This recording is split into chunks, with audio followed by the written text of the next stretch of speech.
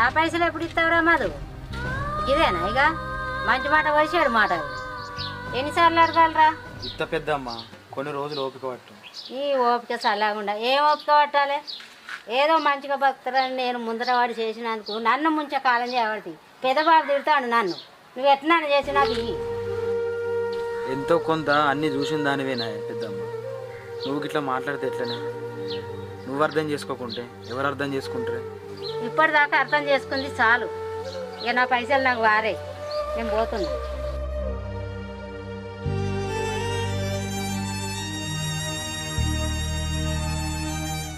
ఏమైందిరా? ఎందుకు ఎడతానోరా? నేను నిన్న పుట్టుడు తప్ప అని అక్క. అరే మధు, ఏడవకురా. ఆస్తి అంతస్తులు లేనప్పుడు ఆత్మాభిమానం చంపుకున్నాడే నా అక్క.